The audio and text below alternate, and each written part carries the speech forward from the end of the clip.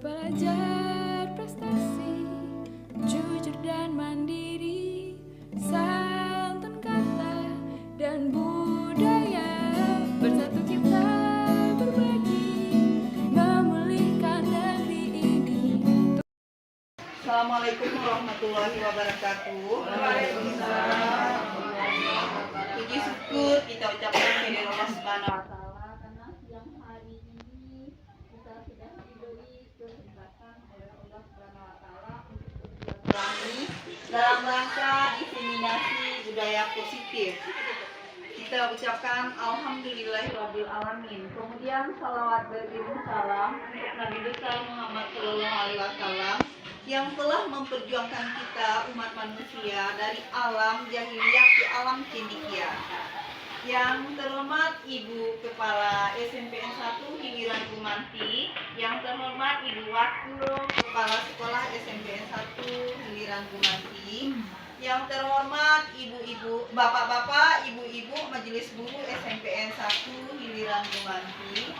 Baik, pada kesempatan ini saya mengucapkan terima kasih banyak kepada Bapak dan Ibu yang sudah bersedia menghadiri acara diseminasi tentang budaya positif.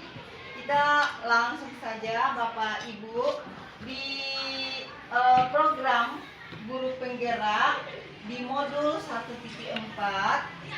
setiap CGP itu harus berbagi praktik baik.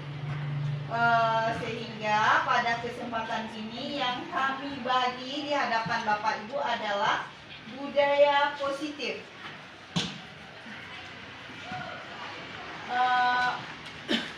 Saya di sini Herlina, tempat tanggal lahir Talang Babungo 22 September 1976, alamat di Talang Babungo, email saya herlina211@guru.smp.belajar.id, nomor kontak 081364389922, tempat tugas di SMPN 1 Hiliran Gumanti.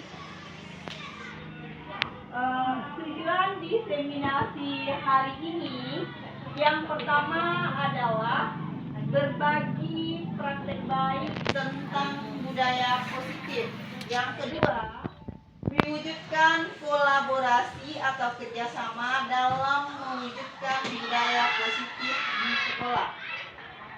Kemudian sebelum lebih jauh kita memaparkan materi, ada baiknya kita lihat dulu pengertian budaya positif. Saya yakin bapak-bapak dan ibu-ibu guru hebat itu sudah memahami apa itu budaya positif. Namun pada kesempatan ini kita ulang kembali, budaya positif di sekolah itu adalah nilai dan kebiasaan di sekolah yang berpihak pada murid agar mereka dapat berkembang menjadi pribadi yang kritis, penuh hormat, dan bertanggung jawab sesuai dengan profil Pancasila. Kemudian konsep inti budaya positif ini yang pertama adalah perubahan paradigma belajar. Yang kedua adalah disiplin positif. Yang ketiga adalah nilai-nilai kebajikan. Yang keempat adalah kebutuhan dasar manusia. Sedangkan yang kelima adalah motivasi perilaku manusia. Yang keenam posisi kontrol guru. Yang ketujuh keyakinan kelas. Yang kedelapan segitiga restitusi. Kemudian kita lihat pembelajaran dengan paradigma baru.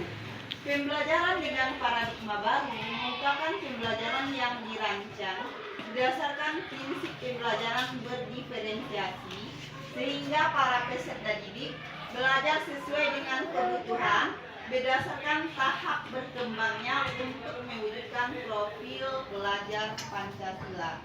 Jadi itu salah satu perbedaan mungkin dari proses pembelajaran sebelumnya. Kalau sebelumnya mungkin kita sudah melaksanakan juga pembelajaran berdiferensiasi. diferensiasi, hanya saja belum terukur dan belum tercatat secara sistem, tapi di dalam pelaksanaan kita sudah melaksanakannya. Kalau kita lihat akhir-akhir ini ketika kita sudah mulai mengajar menggunakan kurikulum Merdeka, itu istilah berdiferensiasi tidak asing lagi bagi kita. Pembelajaran berdiferensiasi ini itu diawali dulu dengan tes diagnostik masing-masing anak dengan bantuan guru BK. Guru mata pelajaran bisa mengetahui gaya belajar anak itu termasuk gaya belajar kinestetik atau gaya belajar visual atau audio itu kita ketahui terlebih dahulu, sehingga ketika kita membelajarkan siswa tersebut kita bisa menggunakan media atau strategi yang pas sehingga pembelajaran nantinya bisa berpusat kepada murid. Itu tentang paradigma pembelajaran yang baru. Bapak Ibu yang terhormat, banyak hal mungkin yang perlu kita pelajari di dalam perubahan paradigma. Di sini kita paparkan dulu tentang teori kontrol. Siapa sesungguhnya yang memiliki kontrol? Kita lihat dulu stimulus respon. Kita mencoba mengubah orang agar berpandang sama dengan kita itu di teori stimulus respon. Sedangkan di teori kontrol kita berusaha memahami pandangan orang lain tentang dunia. Jadi kalau kita lihat, kita bandingkan antara stimulus respon dengan teori kontrol, itu untuk yang poin pertama itu jauh berbeda. Kalau stimulus respon, kita mencoba mengubah orang. Hal ini mungkin sudah kita lakukan juga. Namun kalau kita berpikir jujur, untuk mengubah orang itu ada sesuatu yang berat. Kita tidak akan mampu secara seperti yang kita inginkan. Sementara kalau dalam teori kontrol, kita berusaha memahami. Jadi kita hanya memahami. Kalau kita ibaratkan anak, kalau sebelumnya mungkin kita mengharapkan anak harus dapat 8, anak harus memahami materi ke dalam yang kita inginkan atau seluas yang kita inginkan. Itu di teori stimulus respon. Sedangkan di teori kontrol, kita hanya berusaha memahami pandangan anak itu tentang materi yang kita ajarkan. Kemudian poin selanjutnya adalah perilaku buruk dilihat sebagai suatu kesalahan orang lain. Kemudian kalau ini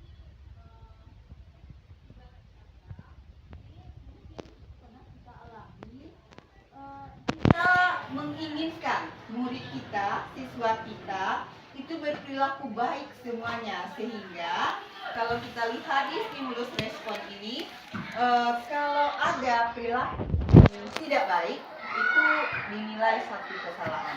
Sedangkan di teori kontrol, semua perilaku itu memiliki tujuan. Jadi di sini jelas kalau ada anak mungkin ketika kita belajar dia tidak sesuai dengan keinginan kita perilakunya. Tentu dalam teori kontrol ini dikatakan semua perilaku memiliki tujuan. Jadi di sini kalau kita lihat itu lebih ke memahami juga. Kemudian yang ketiga tentang stimulus respon adalah bisa mengontrol saya. Sedangkan di teori kontrol hanya Anda yang bisa mengontrol diri Anda. Jadi yang keempat, saya bisa mengontrol orang lain. Di teori kontrol tidak bisa mengontrol orang lain. Jadi kalau kita lihat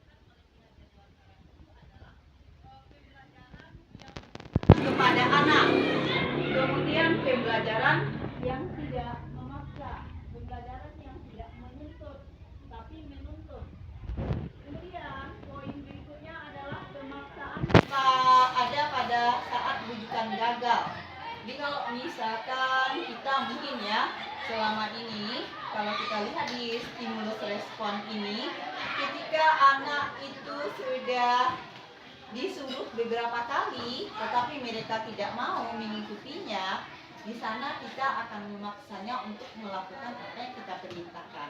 Itu di teori stimulus respon. Tapi di teori kontrol, kolaborasi dan konsensus menciptakan pilihan-pilihan baru.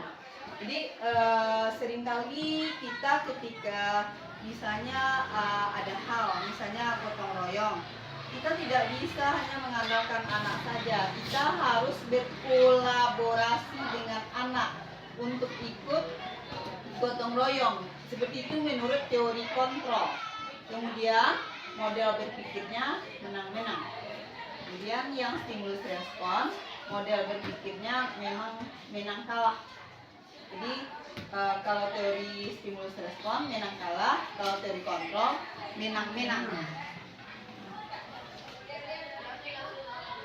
Kita lanjutkan disiplin positif. Disiplin berasal dari kata disiplin, yang artinya belajar disiplin, mengacu pada diri disiplin diri yang memiliki tanggung jawab dan nilai-nilai yang diyakini. Kemudian disiplin positif merupakan salah satu cara penerapan disiplin yang bertujuan untuk menumbuhkan kesadaran serta memberdayakan peserta didik tanpa ada imbalan atau penghargaan atau ancaman. Kemudian sebagai pendidik, tujuan kita adalah menciptakan peserta didik yang memiliki disiplin diri sehingga mereka berperilaku mengacu kepada nilai-nilai kebajikan universal dan memiliki motivasi intrinsik dalam perubahan perilaku ke arah yang lebih baik. Itu tentang disiplin positif. Kemudian ada nilai-nilai kebajikan universal. Di antaranya nilai-nilai kebajikan adalah sifat-sifat positif manusia yang merupakan tujuan mulia yang ingin dicapai setiap individu. Nilai-nilai tersebut bersifat universal dan lintas bahasa, suku bangsa, agama, maupun latar belakang. Setiap perilaku, perbuatan memiliki tujuan. Ini dalam teori yang dikemukakan oleh Dr. William Gleiser dalam teori kontrol tahun 1984. Selanjutnya, dengan mengaitkan nilai-nilai kebajikan yang diyakini seseorang, maka motivasi intrinsik akan terbangun sehingga menggerakkan motivasi dari dalam untuk mencapai tujuan mulia yang diinginkan. Selanjutnya, itu teori Gosser. Dan yang ketiga adalah nilai-nilai kebajikan yang ingin dicapai oleh setiap anak Indonesia. Kita kenal dengan profil pelajar Pancasila. Kita ulang ya Bapak Ibu, nilai-nilai kebajikan yang ingin dicapai oleh setiap anak manusia Indonesia itu dikenal dengan profil pelajar Pancasila. Sedangkan profil pelajar Pancasila itu diantaranya adalah beriman, bertakwa kepada Tuhan Yang Maha Esa dan berakhlak mulia. Jadi di sini religius. Kemudian profil pelajar Pancasila yang kedua adalah mandiri, yang ketiga adalah bernalar kritis, yang keempat adalah berkebinekaan global, yang kelima adalah bergotong royong, yang keenam adalah kreatif. Jadi sekedar mengingatkan kembali tentang profil pelajar Pancasila, itu kategorinya seperti yang tertera di layar. Beriman bertakwa, mandiri, bernalar kritis, berkebinekaan global, bergotong royong, dan kreatif. Kemudian tentang kebutuhan dasar manusia.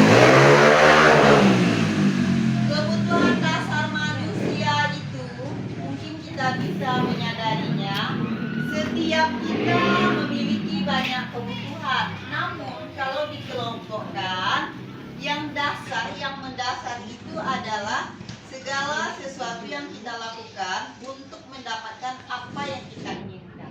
Itu yang kebutuhan dasar. Kemudian, seluruh tindakan kita lakukan memiliki tujuan tertentu. Dan semua usaha terbaik yang kita lakukan adalah dalam rangka agar kebutuhan dasar kita terpenuhi dengan baik. Jadi, setelah kita manusia menyadari apa yang menjadi kebutuhan kita, proses selanjutnya adalah tindakan. Bagaimana kita mampu memenuhi apa yang kita butuhkan. Kalau misalnya kebutuhan dasar kita di sini adalah tentang pendidikan, tentu kita akan berusaha untuk ikut serta di dalam kegiatan, baik itu kegiatan pendidikan formal maupun kegiatan pendidikan non formal. Tentang siswa kita, kalau kita lihat, kita bisa juga mendeteksi kebutuhan dasar mereka apa. Kalau kebutuhan dasar mereka adalah menuntut ilmu atau memperoleh ilmu, tentu kita guru akan membantu bagaimana kebutuhan dasar itu bisa terpenuhi dengan kita melaksanakan proses pembelajaran. Jadi di sini kalau kita kelompokkan dalam teori kebutuhan dasar manusia, ada 5 kebutuhan dasar. Yang pertama bertahan hidup. Yang kedua, manusia itu butuh kasih sayang dan rasa diterima. Yang ketiga, manusia itu butuh penguasaan. Yang keempat, manusia itu butuh kebebasan. Yang kelima, manusia itu butuh kesenangan. Kalau untuk bertahan hidup, Bapak Ibu sudah mengenal dalam teori kebutuhan tentang kebutuhan primer. Jadi berkisar antara itu makanan, pakaian, tempat tinggal. Tapi di era global ini ditambah dengan keamanan dan kesehatan. Kalau dulu itu hanya dititikan kepada makanan, pakaian, dan tempat tinggal. Dan sekarang sudah menjurus ke keamanan dan kesehatan. Kemudian, Bapak Ibu yang terhormat, banyak siswa kita yang di dalam proses pembelajaran, mereka tidak jarang kita lihat, kita amati, dia caper istilah sekarang, atau cari perhatian. Karena apa? Karena mereka butuh disayang, sehingga tergambar dari rasa kita, rasa diterima. Maksudnya bagaimana siswa itu diterima, bagaimana siswa itu dipedulikan, bagaimana kita bisa berbagi dengan siswa tersebut, bagaimana kita bisa mengajak siswa tersebut bekerja sama, bagaimana kita bisa menjadikan siswa itu bagian dalam kelompok kita.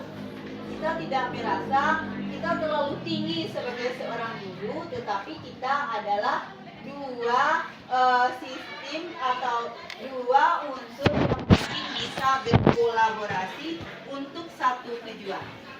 Kemudian kebutuhan yang ketiga adalah penguasaan.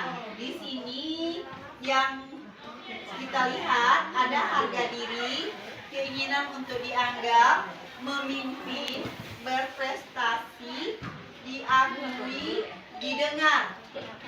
Jadi Bapak Ibu yang terhormat, tidak jarang siswa yang misalnya lambat kita merespon, nanti mereka akan diam. Mereka akan diam lalu mereka akan mengacuhkan kita. Itu kenapa? Karena mereka merasa bahwa mereka itu tidak dihargai, mereka itu tidak diakui, mereka itu tidak didengar. Lalu kenapa mereka berontak? Karena mereka merasa itu adalah kebutuhan mereka, yaitu kebutuhan tentang penguasaan. Selanjutnya, kebutuhan kebebasan. Ini dia Bapak Ibu yang terhormat. Kadang saya pribadi pun seperti itu. Saya menginginkan di dalam proses pembelajaran yang saya pimpin 3 kali 45 menit, saya berharap anak-anak itu lebih patuh dengan apa yang kita perintahkan. Sementara di dalam teori kebutuhan dasar ada di sini kebebasan. Jadi kalau dalam proses pembelajaran ada siswa kita yang berdiri, ada siswa yang kita yang berjalan atau berbicara dengan temannya, itu ternyata menurut teori kebutuhan dasar itu adalah dalam rangka mereka memenuhi kebutuhan kebebasannya. Jadi mandiri, memiliki pilihan mencoba hal baru, mampu mengendalikan arah dirinya. Kemudian yang kelima tentang kesenangan. Kesenangan itu bermain, humor, antusiasme, tertawa. Tidak jarang siswa kita dalam proses pembelajaran mereka berdialog dengan temannya, bercengkrama, kemudian lalu mereka tertawa-tawa. Nah, ternyata kalau dikaitkan dengan teori kebutuhan, ternyata itu adalah dalam rangka memenuhi kebutuhan mereka. Atau kita lihat, kita sering heran dengan siswa kita, terutama laki-laki. Kita pikir waktu istirahat itu mereka bisa duduk-duduk senang, kemudian mungkin mereka mengisi perutnya, makan snack atau memakan apalah. Tapi ternyata di sekolah kita mereka lebih ingin bermain, mungkin bermain bola kaki atau bermain bola basket atau bermain bola voli. Nah, sekarang menurut teori ini itu adalah kenapa mereka seperti itu? Karena mereka ingin kebutuhan mereka yang kelima ini terpenuhi, yaitu kebutuhan kesenangan. Nah, Ibu dan Bapak yang terhormat, dalam pemaparan diseminasi ini kita menayangkan ada kasus. Di sini ada Ibu Ria, dia guru kelas 6 di SD Permai, sedang bingung menghadapi ulah salah satu murid di kelas. Nama muridnya Agus. Beberapa anak telah datang dan mengeluhkan Agus yang seringkali meminta bekal makanan siang mereka yang dipaksa. Jika Anda menghadapi situasi seperti Bu Ria, apa yang akan Anda lakukan? Menurut Anda, kira-kira apa alasan Agus melakukan hal itu? Jadi mungkin hal ini tidak pernah juga mungkin Bapak Ibu temui. Selanjutnya, dalam penerapan disiplin positif, Ibu Ria sebaiknya mencari tahu alasan Agus melakukan tindakan tersebut agar mengetahui kebutuhan mana yang sedang berusaha dipenuhi oleh Agus. Jadi Bapak Ibu, kalau terjadi kasus seperti itu, berarti kalau kita lihat dari penyelesaian kasus ini, itu harus dikaitkan dulu dengan teori kebutuhan. Apa alasan Agus meminta makanan dari temannya? Kebutuhan mana yang belum terpenuhi? Kalau kita lihat di sini, apakah kebutuhan bertahan hidup atau kesenangan atau kasih sayang atau kebebasan atau penguasaan? Kalau misalnya tentang kalau alasannya untuk bertahan hidup, Agus lapar dan orang tuanya tidak membawakan bekal makan siang. Berarti kalau ini terjadi, berarti kebutuhan yang sedang berusaha dipenuhi Agus adalah kebutuhan nomor 1, yaitu bertahan hidup. Tapi kalau Agus hanya iseng dan menikmati ekspresi wajah teman yang kesal ketika dia meminta bekal atau minta dibagi, berarti di sini Agus berusaha memenuhi kebutuhan kesenangannya. Dan kalau sekiranya Agus mencari perhatian supaya diperhatikan oleh teman-temannya, berarti kebutuhan yang sedang dipenuhi oleh Agus adalah kebutuhan kasih sayang dan rasa diterima. Kalau misal dia merasa hebat karena temannya jadi takut dan menuruti keinginannya, itu berarti dia memenuhi kebutuhan kekuasaan.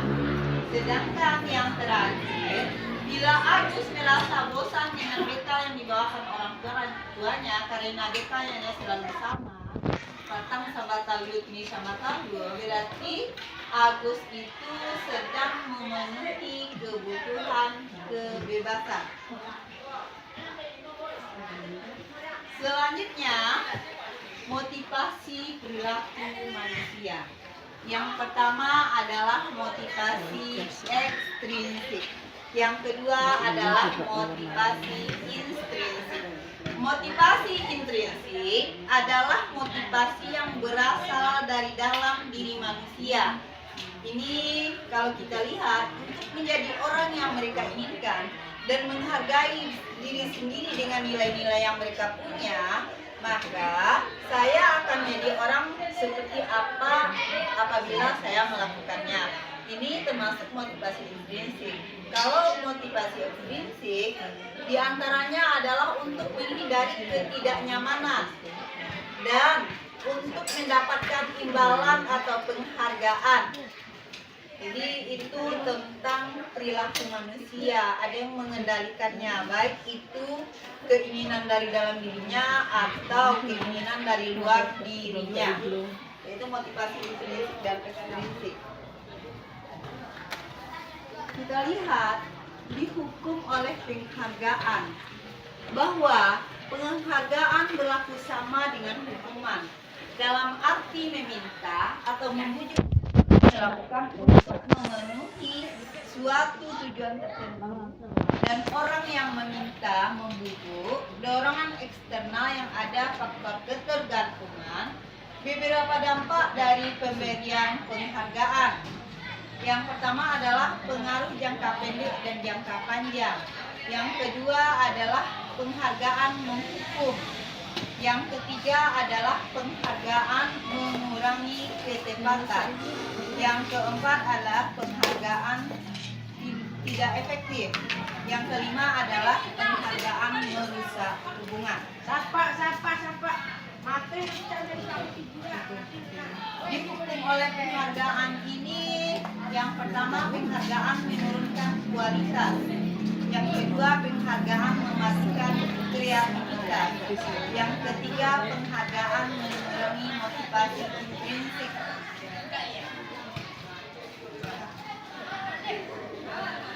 Kemudian kalau kita lihat tindakan guru mencatat sekali di dalam buku kalimat, saya tidak akan datang terlambat karena terlambat ke sekolah, lari mengelilingi lapangan basket 2 kali karena terlambat hadir di sekolah, murid diminta untuk push up 15 kali karena tidak menggunakan masker ke sekolah.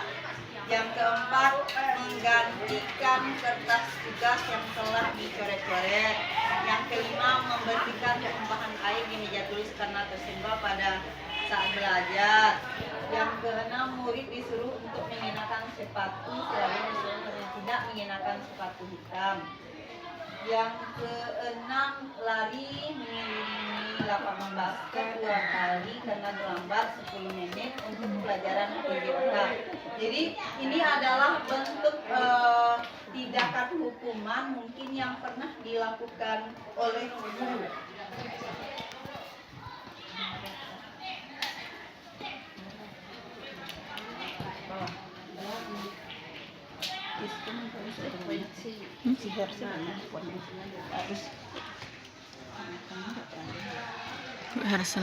Kemudian perbedaan hukuman dan konsekuensi. Yang pertama, kalau kita lihat hukuman, sesuatu yang menyakitkan harus terjadi. Kalau konsekuensi, sesuatu harus terjadi. Kalau hukuman membuat anak sakit atau fisik maupun hati untuk jangka lama. Kalau konsekuensi membuat anak merasa tidak nyaman dalam jangka waktu pendek. Yang berikutnya adalah anak membenci kedisiplinan. Kalau konsekuensi anak menghargai disiplin. Kalau hukuman itu sifatnya paksaan. Kalau konsekuensi sifatnya stimulus tanggapan. Kalau hukuman itu mendorong anak menyakiti diri sendiri, sedangkan konsekuensi mendorong anak agar mudah menyesuaikan diri. Tentang konsep diri yang buruk itu merupakan hukuman, sedangkan konsep diri yang baik adalah konsekuensi. Selanjutnya, anak belajar untuk menyembunyikan kesalahan, kemudian konsekuensi anak belajar untuk mematuhi peraturan. Selanjutnya, marah, rasa bersalah, dipermalukan, merasa tak dihargai. Kalau konsekuensi kehilangan hak, dibuat tidak nyaman, diasingkan untuk sementara. Jadi kalau kita lihat dari diagram atau dari kolom hukuman dan konsekuensi itu jelas-jelas sangat berbeda. Jadi kalau hukuman itu lebih menjurus ke yang buruk semuanya, tidak ada yang bagus. Konsekuensi itu ada terkandung harapan untuk ke arah yang lebih bagus.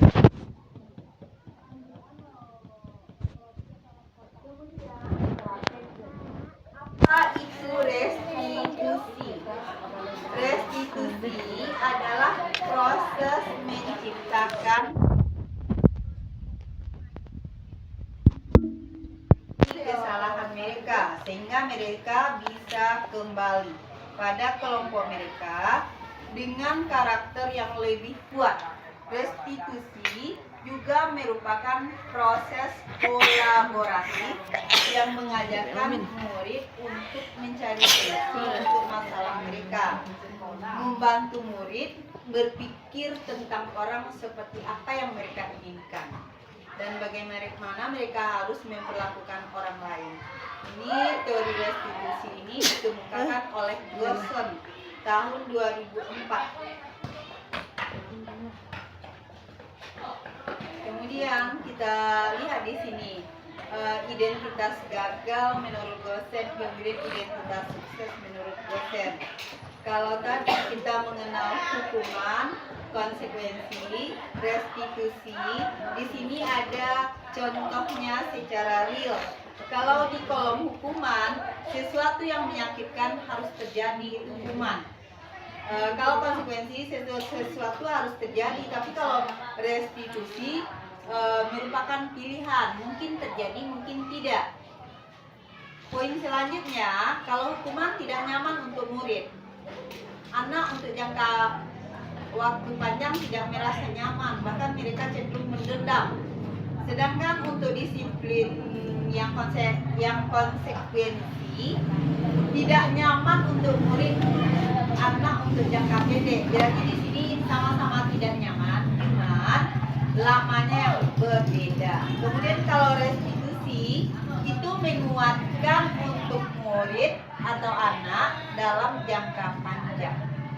Sedangkan poin berikutnya adalah kalau hukuman, korban mendapatkan keadilan. Kalau konsekuensi, korban bisa diabaikan. Kalau restitusi, korban mendapat ganti.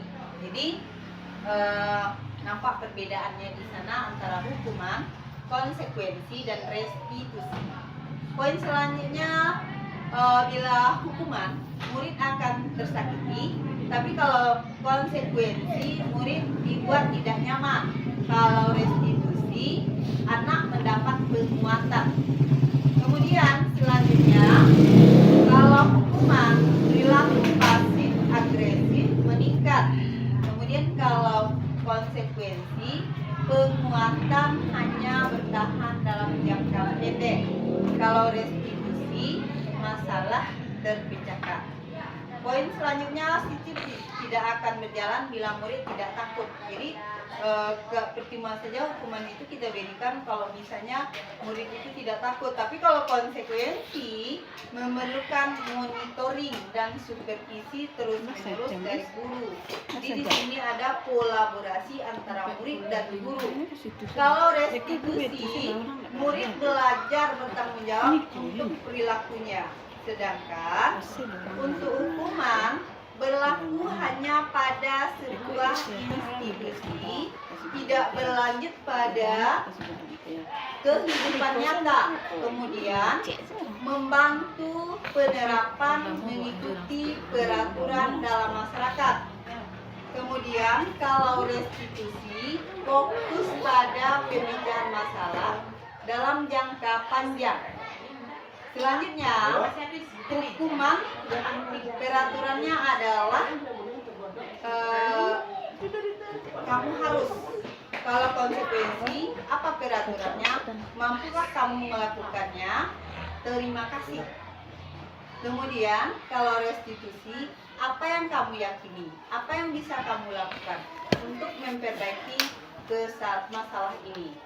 Kalau berikutnya untuk hukuman, murid akan membenci peraturan. Kalau konsekuensi, murid dan anak menghormati peraturan. Kalau restitusi, murid dan anak menghormati dirinya dan orang lain. Jadi kalau kita lihat kesimpulannya, hukuman itu cenderung negatif, sedangkan konsekuensi itu lebih ke netral, sedangkan restitusi itu positif.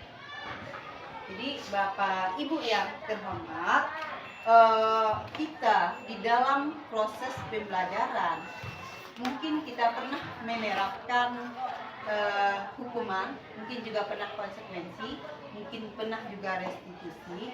Namun kalau kita telah ahli di dalam, kita akan nyaman bila menerapkan konsep restitusi. Namun ini tidak dipungkiri, kita tidak mampu selamanya restitusi. Dan kadang ada situasi-situasi tertentu yang membuat kita mau tidak mau menghukum, mau tidak mau memberikan konsekuensi kepada anak.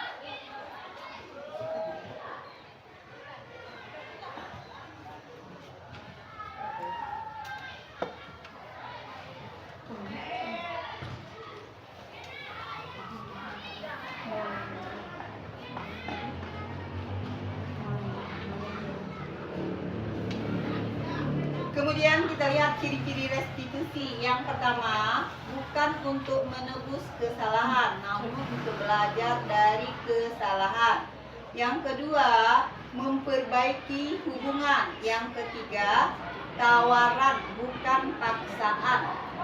Yang keempat, restitusi menuntun untuk melihat ke dalam diri. Yang kelima, restitusi mencari kebutuhan dasar.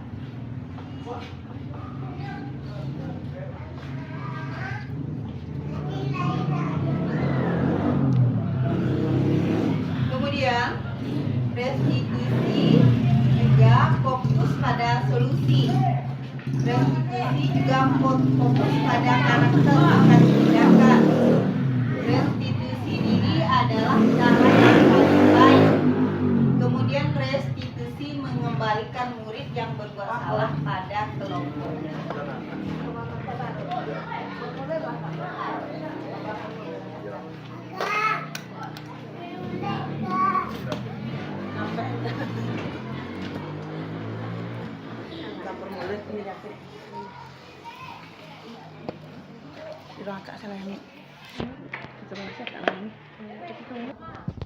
Kita lanjutkan. Setelah ciri-ciri restitusi, berarti selanjutnya adalah ada di sini kalau hukuman itu tidak terencana, sifatnya tiba-tiba. Kalau konsekuensi terencana, disepakati sesuai harapan. Sedang restitusi proses menciptakan kondisi bagi murid untuk memperbaiki kesalahan. Kalau hukuman, murid tidak tahu apa yang akan terjadi, maksudnya tidak dilibatkan. Dia hanya bersifat satu arah, berupa hukuman fisik atau psikis. Jadi ketika kita mungkin menghukumnya, itu berarti hukuman fisik. Tetapi ketika kita mungkin melakukan hal-hal yang merusak mereka itu namanya hukuman psikis. Selanjutnya kalau konsekuensi terencana, disepakati sesuai harapan, murid tetap dibuat tidak nyaman, sikap guru selalu memonitor murid. Jadi tidak dilepas begitu saja. Kalau restitusi, proses menciptakan kondisi bagi murid untuk memperbaiki kesalahan. Kemudian proses kolaboratif yang mengajarkan murid untuk mencari solusi sendiri. 5. Posisi kontrol guru. Guru itu ada di posisi penghukum, ada di posisi pembuat merasa bersalah, ada di posisi teman, ada di posisi pemantau, dan ada di posisi manajer. Kita lihat contoh penerapan 5 posisi kontrol guru itu. Yang pertama, di sini ditampilkan kasus siswa. Kita kan di sekolah kita ada peraturan berpakaian yang harus dipatuhi oleh siswa. Kalau hari Senin itu mulai dari bawah sepatu hitam, kaos putih, baju atau rok atau celana dongker, baju putih, kemudian yang perempuan hijabnya atau jilbabnya putih, kemudian harus pakai atribut lengkap. Nah, di sini kasusnya siswa tidak memakai atribut lengkap saat upacara. Kalau posisi guru itu sebagai penghukum, mungkin guru akan menyuruh siswa itu hormat pada bendera selama 1 jam. Tapi kalau posisi guru itu pembuat merasa bersalah, maka guru itu akan memperlakukan siswa seperti ini. Dengan beberapa pertanyaan, guru mengajukan seperti ini. Berapa kali ibu bapak harus memberitahu kamu? Kamu selalu saja mengecewakan ibu bapak. Ada kata-kata seperti itu yang dilontarkan kepada siswa kita yang tidak memakai atribut lengkap itu. Sedangkan bila guru memposisikan dirinya sebagai teman, dia akan bersikap seperti ini. Ayo dong, ikuti aturan sekolah. Tolong bapak ibu sekali lagi ini. Ya sudah, tidak apa-apa. Mungkin ada kata seperti itu. Lain kali jangan sampai berbuat seperti itu lagi ya. Jadi ada posisi yang keempat, yaitu sebagai pemantau. Kalau posisinya sebagai pemantau, guru akan berujar seperti ini. Kamu sudah melanggar peraturan sekolah. Kamu tahu konsekuensinya. Setelah upacara, kamu beli atribut kekoperasi dan jangan diulangi lagi. Dan posisi yang kelima adalah posisi manajer. Posisi ini adalah posisi teratas. Apakah kamu tahu kesalahanmu? Mungkin pertanyaannya seperti itu.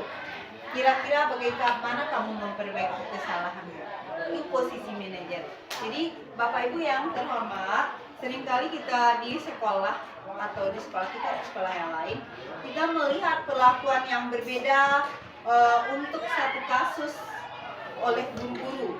Kasusnya satu, cuman kalau ada 3 guru, bisa saja perlakuan guru itu berbeda. Karena guru itu memposisikan dirinya di posisi kontrol yang berbeda-beda. Ada yang sebagai manajer, ada pemantau, ada penghukum, ada pembuat rasa bersalah, dan ada teman. Jadi kadangkala ada siswa itu tidak merasa takut dengan guru, malah dia nyaman dengan guru. Berarti karena mungkin guru tersebut sering memposisikan dirinya sebagai teman.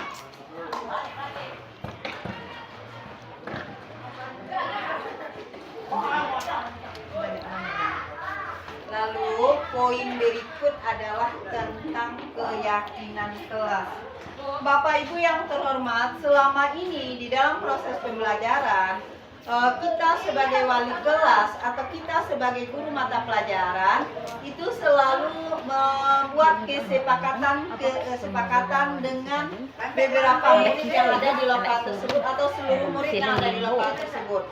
Namun untuk kali ini di dalam paradigma pemikiran baru, istilah berikutnya adalah tentang keyakinan kelas. Nah, mengapa keyakinan kelas? Mengapa bukan peraturan kelas? Kita lihat, mengapa kita memiliki peraturan harus menggunakan helm bila mengendarai kendaraan roda 2. Ini adalah kasus. Mengapa kita memiliki peraturan 3M, menggunakan masker, mencuci tangan, dan menjaga jarak 1,5 meter. Ini adalah kasus. Mengapa kita memiliki peraturan masalah tepat waktu pada saat mengikuti pelatihan. Nah, itu untuk mendukung motivasi prinsip, kembali kita ke nilai-nilai atau keyakinan-keyakinan yang lebih menggerakkan seseorang dibandingkan mengikuti serangkaian peraturan-peraturan. Kita lihat tentang pembentukan keyakinan kelas. Sebetulnya keyakinan kelas itu bersifat abstrak, berupa pernyataan universal, dibuat dengan pernyataan positif, sedikit saja agar mudah diingat. Jadi poinnya tidak terlalu banyak. sesuai kondisi sekolah atau kelas agar mudah diterapkan. Kemudian semua warga sekolah atau kelas itu dilibatkan dalam membuat keyakinan kelas. Jadi di sini ada kesetaraan antara kita guru dengan murid yang akan sama-sama sepakat sehingga akan menjadi sebuah komitmen yang disebut juga dengan keyakinan kelas. Kemudian selanjutnya adalah segitiga restitusi. Dalam segitiga restitusi ini, kalau kita lihat, yang pertama adalah tentang validasi kebutuhan. Yang kedua adalah menanyakan keyakinan. Yang ketiga adalah menstabilkan identitas. Untuk menstabilkan identitas, setiap orang pasti pernah melakukan kesalahan. Atau kamu bukan satu-satunya yang pernah melakukan ini. Itu untuk menstabilkan identitas. Kemudian untuk menyenangkan keyakinan, nilai-nilai apa yang telah kita sepakati. Kemudian kamu ingin menjadi orang yang seperti apa. Kalau validasi kebutuhan, adakah cara yang lebih efektif untuk mendapatkan apa yang kamu butuhkan. Kemudian kamu tentu punya alasan mengapa melakukan itu.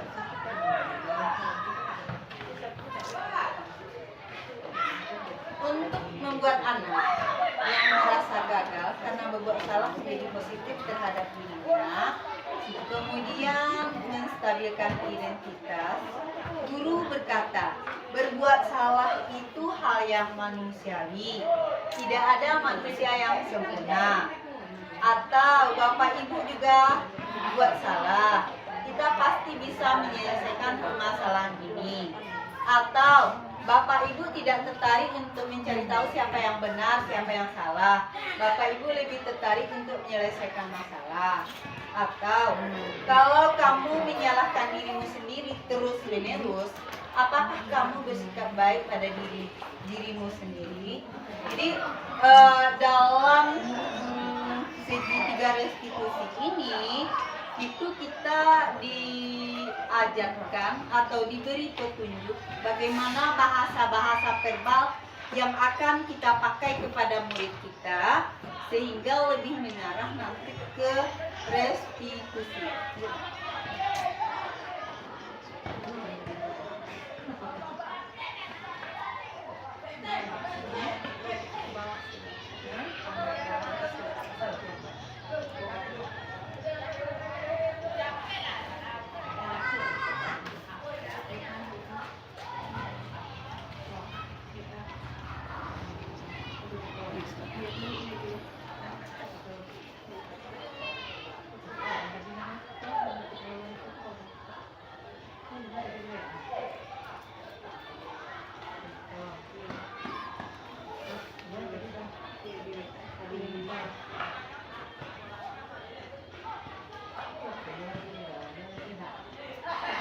Atau Assalamualaikum lah. Kalian lah itu.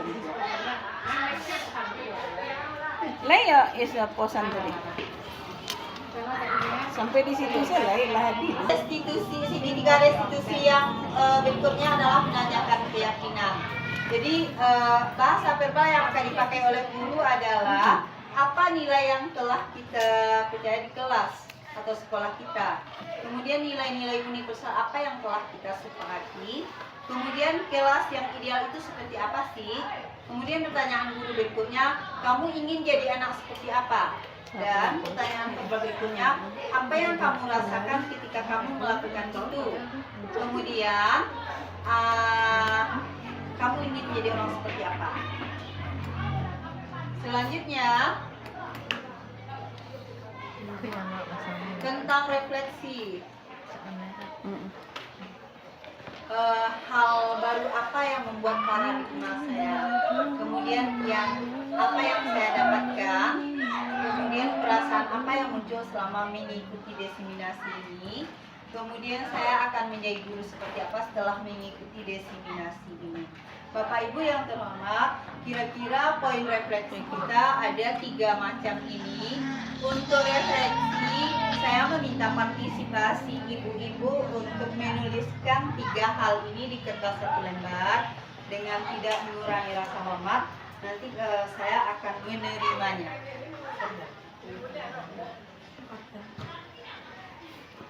Foto dulu, foto. Lihat cewek. Refleksi. Bapak Ibu, mungkin desiminasi kita hari ini tentang budaya positif sudah selesai. Saya merasa apa yang saya utarakan di hadapan Bapak Ibu memiliki banyak kelemahan, memiliki banyak kekurangan. Besar harapan saya masukan dari Bapak Ibu sehingga budaya positif ini akan betul-betul kita pakai, terutama saya dan tidak terkecuali Bapak Ibu yang ada di sini. Pada kesempatan ini atas waktu yang telah Bapak Ibu berikan kepada saya mengucapkan terima kasih. Saya akhiri, assalamualaikum warahmatullahi wabarakatuh. Waalaikumsalam.